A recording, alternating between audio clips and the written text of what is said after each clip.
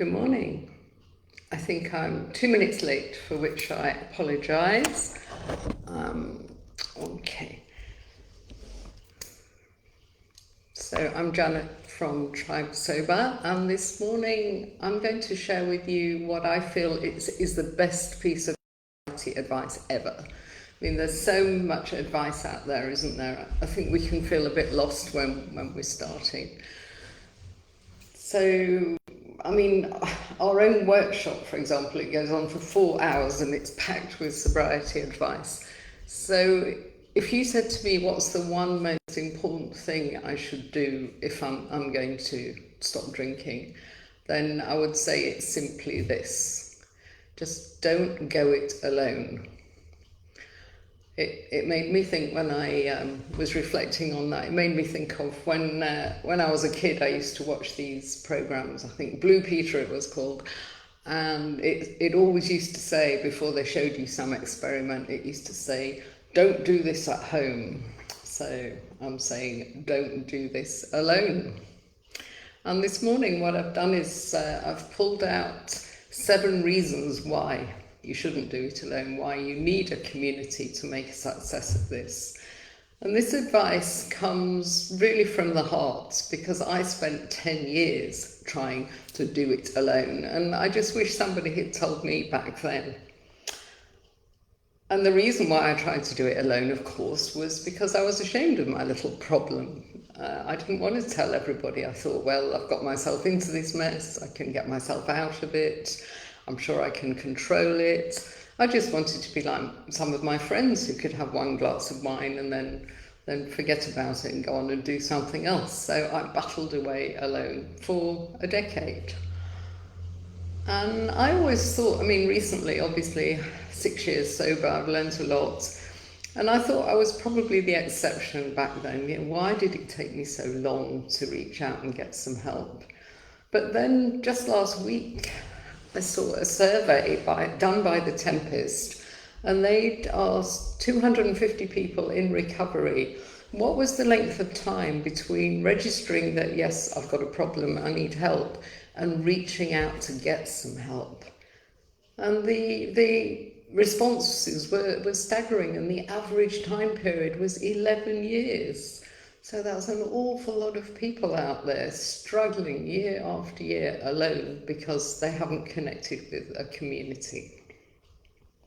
So the best piece of advice is, don't try to stop drinking alone. First of all, obviously accept that you can't moderate, because if you're watching this, you probably can't, because it wouldn't be of the slightest interest if you could moderate. And then you have to find a community, you have to find your people.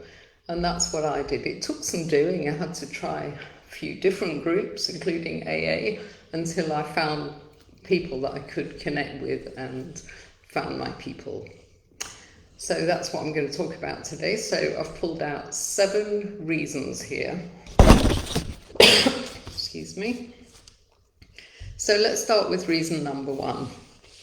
Well, we need connection. I mean, isolation is the enemy, really, of recovery. And isolation is the cause of so many relapses. There is such a power in sharing our stories, and it makes us all so much stronger. I mean, at our workshops, even though they're on Zoom these days, I can see on people's faces, I see the relief when they start listening to other people.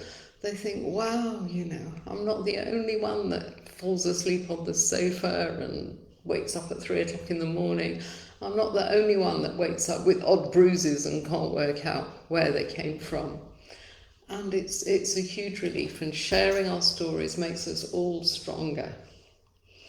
Just realizing that we're not alone in this. And we say all the time in our community that connection is the opposite of addiction. And if you're not aware of the science behind this fact, then do check out Johan Hari. He has a TED talk called Addiction. Everything you thought you knew about addiction is wrong. And in that TED talk, he talks about the famous rat park experiment, which took place in, I think, 1950s or something. But it's absolutely riveting, and it shows that connection is the opposite of addiction. Because if you're not connected to the right things, then you're going to connect to the wrong things, whether that's drugs or alcohol or shopping or whatever. So do watch it if you're not familiar with this TED talk. It's absolutely riveting. Number 2. Let me just check that people can hear me. Yes, lovely. Oh, Robin, Jenny, how awesome. We're doing a podcast together next week. I can't wait. We're going to have so much fun. Okay, number 2. We need inspiration. I mean, the journey to sobriety can sometimes feel like a long, hard slog. It is hard work, as is anything valuable in life. And we need inspiration to keep us going. And the power of example is so strong. We need role models, really. And then when we see people that we can relate to, people that have done this, we start thinking, well, I can do that too. So on our group, we see people sharing their feelings, we see them overcoming obstacles, sharing tips. I've just seen a lovely message from a guy in Sweden who's one of our members, and he did his first kind of work event when everyone was drinking their heads off, and he was absolutely fine. So everyone's piling in saying, yay, well done. So well done, Roman, if you're watching this. And we see our members posting their milestones. We have a screenshot Saturday when everybody posts their trackers so we can see how everybody's doing. And I think most inspirational of all, we see people thriving in their alcohol-free lives. We have a group for people that have been sober more than 6 months. And that group is full of such interesting topics and facts and conversations, and those people are so obviously thriving in their alcohol-free life. It's not just about surviving and doing one day at a time and seeing it as a lifetime struggle, because it doesn't have to be like that.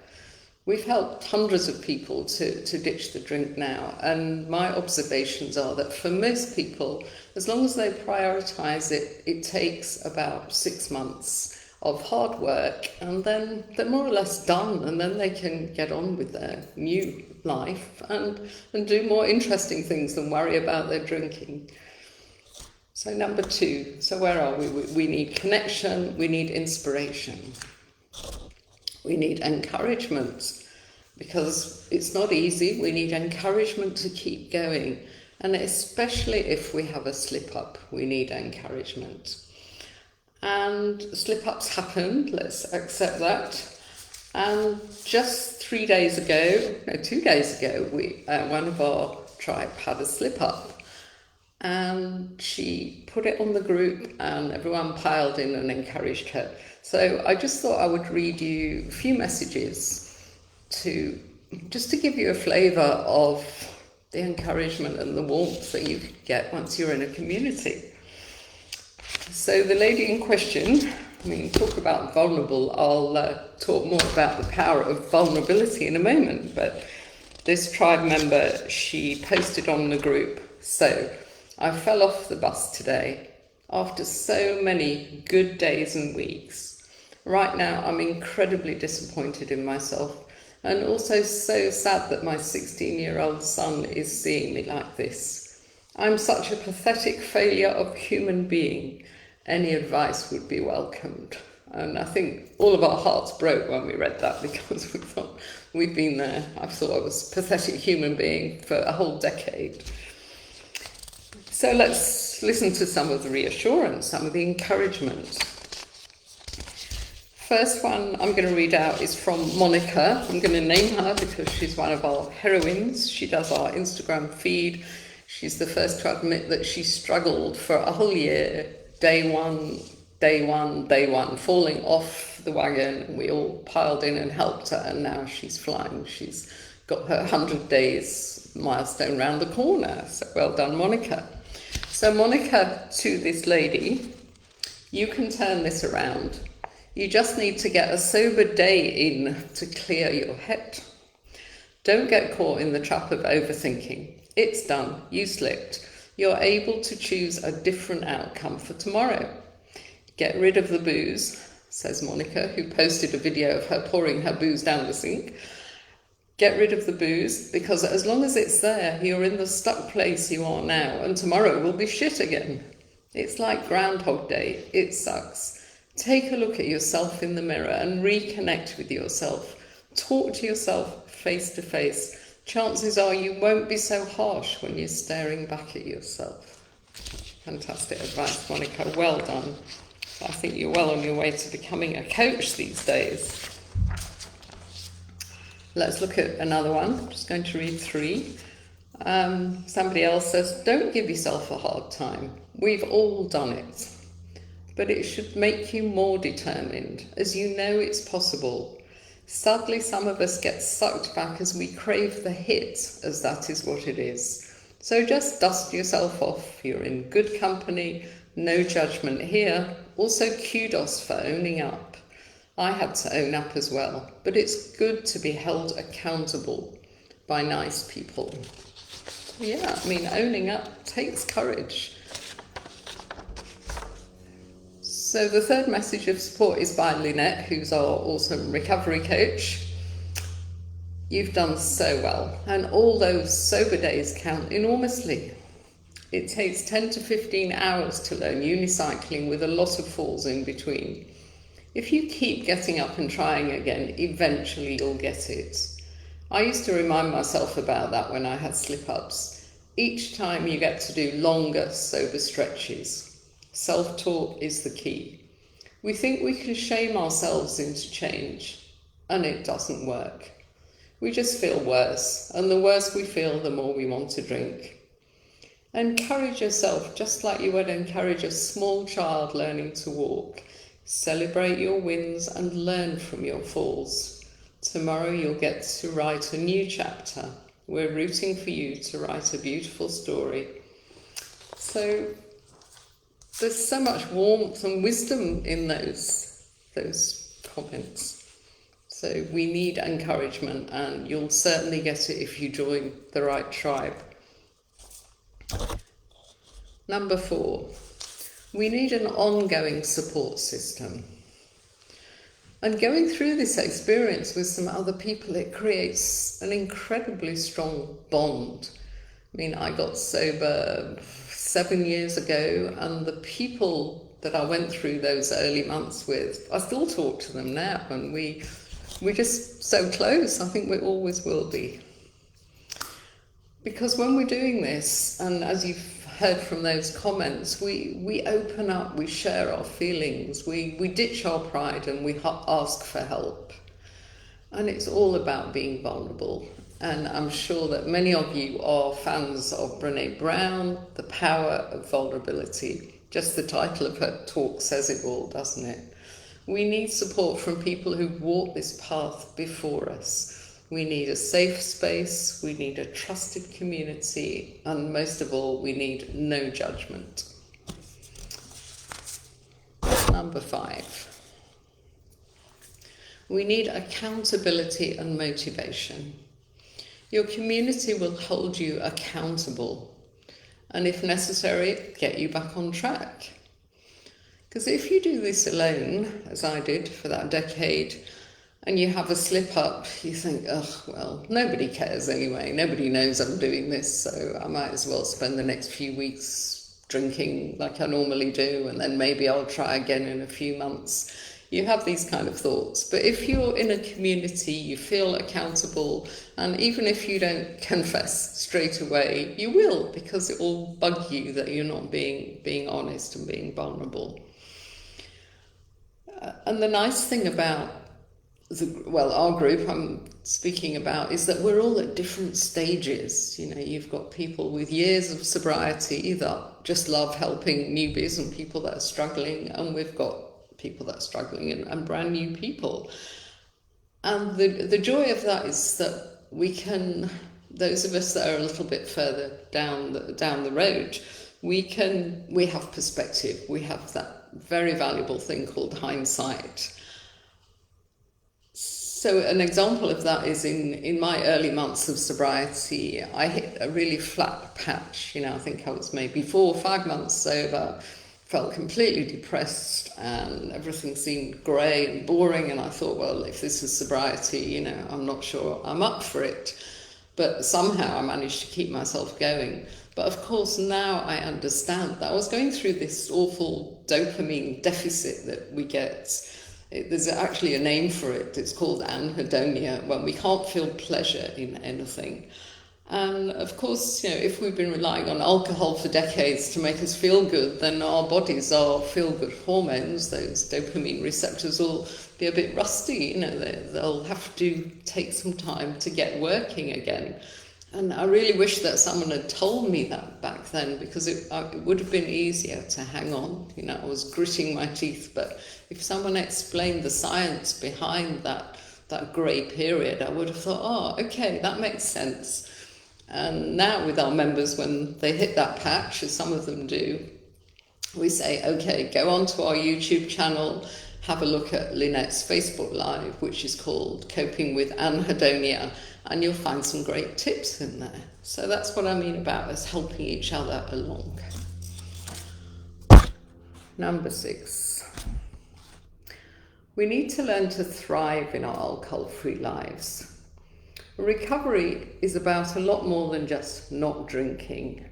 It's about creating a new and healthy lifestyle. And at Tribe Sober, we always say that this journey has 2 steps. You know, first of all, you need to quit drinking, and then you need to create a life you don't want to escape from, is actually how we put it often. And if we can see other community members who are obviously thriving in their alcohol-free life, then that will encourage us. We've even got a group for people that have been sober for more than 6 months, and the conversations on there are amazing and so inspirational. And we need to get new ideas about exercise routines, about wellness in general, about hobbies, you know, creative hobbies. So many of our tribe have gone on to discover that they're actually quite artistic, you know, and they're painting and doing amazing things. And of course, you know, eating plans, just stuff like that. We're always sharing information and advice all the time. So let's look at tip number 7. We're nearly there. 17 minutes, I'm on track for time. Well, early sobriety can be lonely. I mean, I was certainly lonely until I found my people, because we have to really ditch our drinking buddies for a while, because it's just so miserable. In early sobriety, you just can't stand in a bar with your drinking buddies and listen to them saying, oh, well, you're boring, why on earth are you doing this? You don't have a drink problem, you only drink a bottle of wine every night, so do we, that's no problem. You have to listen to this crap, you know, time after time. So it's better to spare yourself that. Just be kind to yourself in early sobriety. And anyone and anything that doesn't fit in with your goal, which you have to prioritise, they must just go, just ditch them for a while. You know, you can get them, reconnect with them later if you wish. But it's hard to do that, because then we feel lonely, and we know we can't isolate, because then you're more likely to relapse, and we know that connection is the opposite of addiction. We can't become recluses. And then we have that other worry, which is, well, this is dull, you know, I'm not having any fun, how will I ever have fun again? And that's why we just need a community, because it's lonely, we need other people to talk to, and we tend to connect on such a deep level, and we express our vulnerability. So our connection with our sober buddies is very deep, and it's far deeper than all those nights, you know, in bars where we're all telling the same funny story probably twice. And it's deeper and more meaningful than that. And we just need the warmth and the friendship that we get when we share our ups and downs. And we need to connect on this deep level, and it's all about the power of vulnerability. So that's why we need a tribe.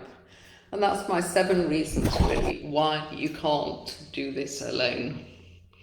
And the good thing is that these days there are so many alternatives out there. I mean, when I looked to get sober 7 years ago, the only thing I could think of was AA. So I went there and it didn't work, so I had to keep looking. And because I kept looking, I discovered, well, there's plenty of other ways that we can do this. We can even do it online. You know, we don't have to pluck up the courage to walk to that drafty church hall and label ourselves alcoholics every week. There are other ways to do it.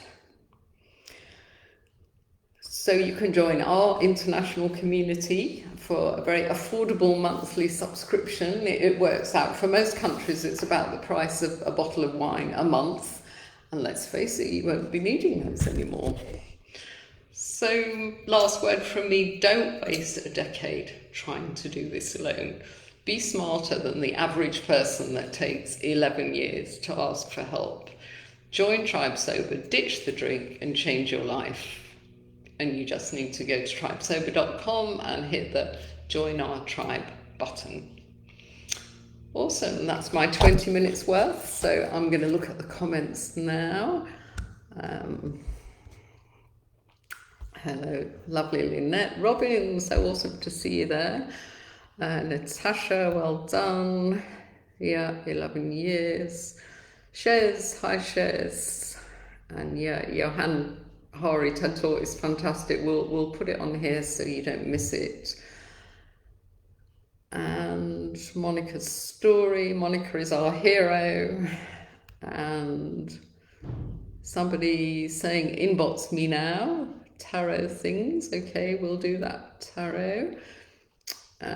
Shares. Feeling accountable is key. Yeah, because when that motivation wobbles, and it will, you know, we all start strong. And those of you that have heard my William Porter podcast, remember he talks about FAB, which stands for fading affect bias. And after a few months, we forget how bad it all was. We forget, you know, the blackouts, the hangovers, the bruises and everything else. And we think, oh, maybe I wasn't so bad. Maybe I can just have a few drinks now. And that's when we're wobbling. But what happens is people say on the group, oh, I think I can moderate. And we all pile in and go, no, you can't. And we talk them out of it. So yeah, being prepared for anhedonia is great. Shez finds the daily posts, keep her going. Yeah, we've got loads of people that, have I messed up the screen there? Loads of people that don't really, don't contribute sometimes because they don't feel like putting themselves out there on a particular day, but they always read. We have so many people saying, oh, I always read all the messages and they keep me going. Jeff Foster has a talk. We'll have to look at that one. And there's Deb in Australia. Hello, Deb. You never seem to sleep, Deb. But we love seeing you on all our groups. And yeah, so I think that's me done. I'm going to have coffee now, and I'll see some of you at the Zoom cafe at 4:30.